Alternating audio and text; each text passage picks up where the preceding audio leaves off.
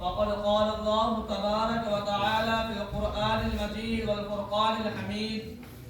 أعوذ بالله من الشيطان الرجيم، بسم اللہ الرحمن الرحیم۔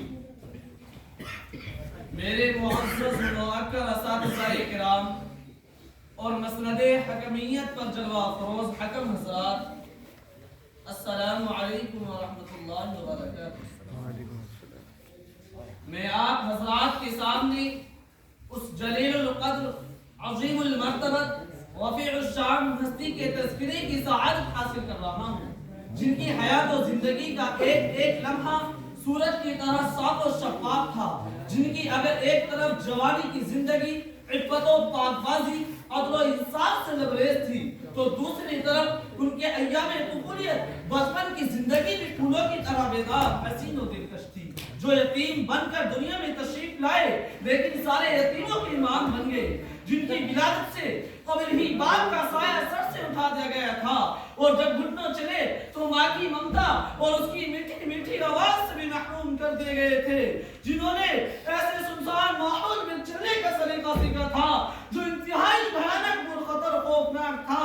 اللہ اللہ، ہر طرف گلی کوچوں میں تلواروں کی جھنکار اور گالی گلوچ کی آواز سنائی دیتی تھی، بار بار چلاتی ہوئی معصوم بچیاں کو زندہ درگور کر دیا جاتا تھا، ایک خدا کو چھوڑ کر سینکڑوں دیوی دیوتاؤں کی پرستش کی جاتی تھی، وہاں کا ایک ایک بچہ تہذیب و تمدن سے نابلد، شراب نوشی، دروغ گوئی، بے حیائی کا ہوسمند تھا۔ سورج طلوع ہوتے ہی مکہ کی گلیوں میں بچوں کی بھیڑیں لگ جاتی تھی، رقص و سرور، ناچ گانا، خاک و پتھر ان کا محفوظ مشغلہ ہوتا تھا، ہوشیاری گلوچ ان کے لبوں پر مچلتا تھا، لیکن قربان جائیے آمنہ کے لال عبداللہ کے در یتیم پر، جن کی آمد پہ لاکھوں سلام، جن کی ولادت پہ لاکھوں سلام، جن کی طفولیت پہ لاکھوں سلام، جن کی شبابیت پہ لاکھوں سلام، جن کی نبوت پہ لاکھوں سلام، جن کے قدموں میں سو جان قربان۔ پوری تاریخ انسانیت میں آپ کی کوئی مثال نہیں ملتی،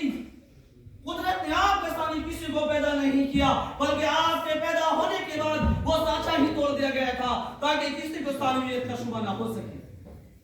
آپ کی مقصد بے مثال، آپ کی رسالت بے مثال، آپ کا مقام نرالا ہے، آپ کی شان نرالی ہے، اس لیے آپ کی طفولیت بھی بڑی شان والی تھی۔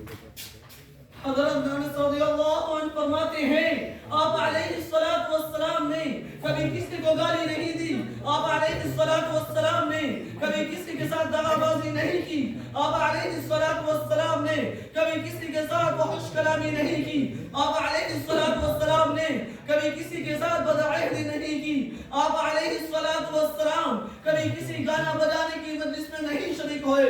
آپ علیہ السلام نے کبھی کسی غیر اللہ کی پرستش نہیں کی۔ زمانہ جاہلیت کے اس پرمعصیت گندے ماحول میں آپ کا لڑکپن اتنا صاف و شفاف تھا کہ دور طفولیت میں ہی ہر طرف آپ کے عدل و انصاف، تقوی و طہارت کے چرچے ہونے لگے تھے۔ مکہ کی گلیوں میں آپ کی صداقت و امانت، عفت و طہارت کا شور تھا۔ خاندان قریش میں کوئی آپ کا تبصرہ کرتا، کوئی کہتا کہ آمنہ کا لال کتنا بھولا بھالا ہے، آمنہ کا لال کتنا نیک ہے، لات و عزا کی قسم ایسا نیک اور پاکیزہ بچہ نہ میرے کبھی آنکھوں نے دیکھا ہے نہ میرے کبھی کانوں نے سنا ہے۔ کوئی کہتا ہے عبداللہ کا در یتیم، عبداللہ کا لاڈلا وعدے کا کتنا سچا ہے کہ زمین پھٹ سکتی ہے، آسمان ٹکڑے ٹکڑے ہو سکتا ہے، لیکن عبداللہ کا لاڈلا وعدے کی تخیر سے کبھی باز نہیں آ سکتا۔ میرے عزیز دوستو، یہ قدرت کا نظام ہے، جب کسی انسان کو بڑا بنانا ہوتا ہے تو اس کے اخلاق میں تبدیلی کر دی جاتی ہے، رفتار و گفتار، اقوال و افعال اور اس کے کریکٹر میں تبدیلی آ جایا کرتی ہے، جو روشنی مستقبل کی غمازی کرتی ہے۔ بچپن میں بچوں کا نہج دیکھ کر ان کے پرواز کی قسم کھائی جا سکتی ہے، اس لیے رب کائنات نے اپنے محبوب کے ساتھ ویسا ہی معاملہ کیا۔ آپ اعلیٰ نبی کی نام علیہ الصلوۃ والتسلیم کے سر پر ختم نبوت کا تاج سجانا تھا، اس لیے آپ کے پورے سلسلہ نسب کو ہر طرح کی غلاظت و ناپاکی سے محفوظ رکھا۔ مسلم شریف کی روایت ہے، آپ علیہ السلام نے فرمایا کہ اللہ تبارک و تعالیٰ نے سب سے پہلے حضرت اسماعیل علیہ السلام کی اولاد میں سے کنانہ کو منتخب کیا، پھر کنانہ میں سے خاندان قریش کو منتخب کیا، پھر خاندان قریش میں سے بنی ہاشم کو چنا، پھر اللہ نے مجھ کو منتخب کیا۔ یہ انتخاب پر انتخاب کیوں؟ اس لیے آپ کو سید الانبیاء بنا کر مبعوث کرنا تھا، آپ کو ساری دنیا کے لیے رحمت بنا کر مبعوث کرنا تھا، آپ کو شہنشاہ کونین بنانا تھا، آپ کے سر پر ختم نبوت کا تاج سجانا تھا، آپ کو سید الانس والجن کا خطاب دینا تھا، ہاں آپ کو پوری کائنات کا محبوب بنانا تھا، ہاں آپ کو پوری دنیا کا امام بنانا تھا۔ اسلام کے غیور نوجوانوں، دنیا کی خوش نصیب عورت دائی حلیمہ فرماتی ہے آپ علیہ السلام ایام دخل اپنے کبھی برہنہ ہونے کو پسند نہیں فرماتے تھے۔ آپ کو اس صغر سنی میں، ننھی سے عمر میں تن عوریہ سے عار آتی تھی، آپ علیہ السلام کے تن مبارک سے جب کپڑا ہٹ جاتا تھا آپ روتے تھے اور بے چین ہو جاتے تھے، جب تک کہ آپ کے تن مبارک پر کپڑا ڈھک نہ دے جاتا، نہ خود سوتے تھے اور نہ کسی کو سونے دیتے تھے۔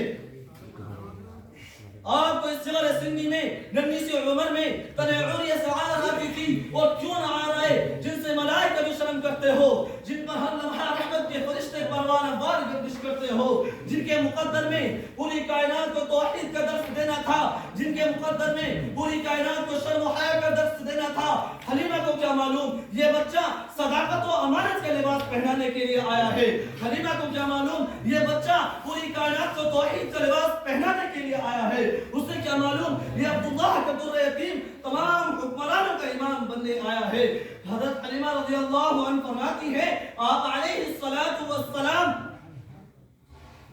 حضرت حلیمہ رضی اللہ عنہ فرماتی ہے آپ علیہ السلام کا رضائی بھائی گھر سے نکل کر بچوں کے ساتھ کھیلنے میں مصروف تھے۔ آپ علیہ السلام کی نظر پڑتی ہے، آپ فرماتے ہیں ہم اس بیکار کام کے لیے پیدا نہیں ہوئے، ہم اس فضول کام کے لیے پیدا نہیں ہوئے، ہاں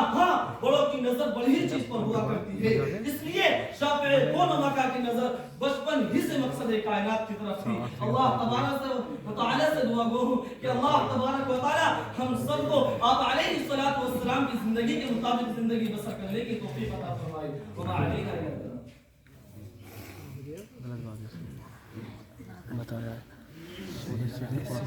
ماشاء اللہ۔